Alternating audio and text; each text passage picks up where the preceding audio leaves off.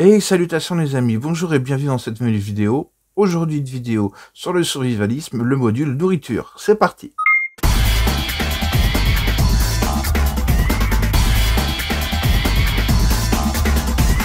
Alors, le module nourriture est effectivement très important, il va dépendre encore une fois de votre environnement, si vous êtes en ville, si vous êtes à la campagne, si vous êtes en plaine, si vous êtes au bord de la mer, si vous êtes en montagne, voilà, ça va à chaque fois être différent.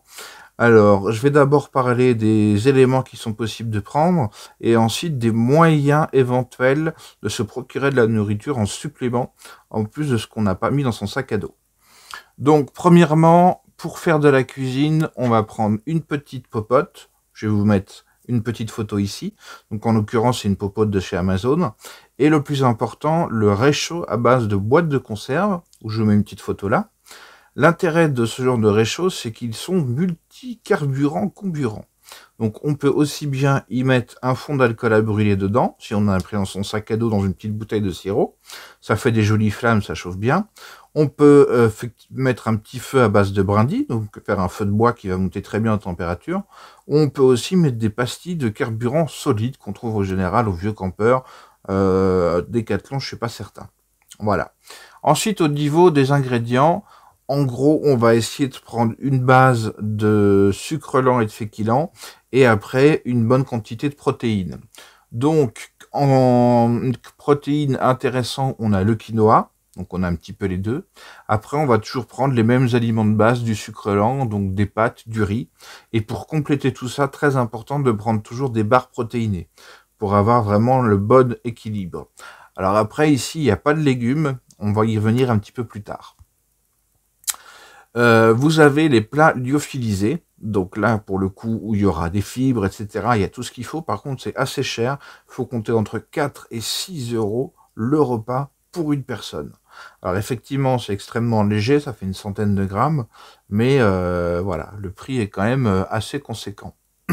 Ensuite, pour se procurer de la nourriture en plus, et ben si vous êtes à la mer, vous pouvez amener peut-être une canne à pêche, si vous avez un permis de pêche, et puis ben, éventuellement une carabine ou un fusil pour ceux qui ont le permis de chasse, par exemple.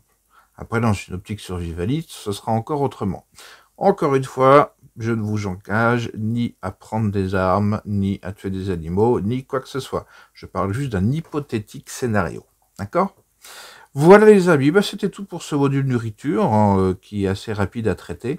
Après, ce qui va être important, c'est le choix de emmener pour combien de jours et pour combien de personnes. Si on est en lyophilisé, on peut emmener pour une semaine pour une personne, mais on va avoir quand même peut-être 2, 3, 4 kilos.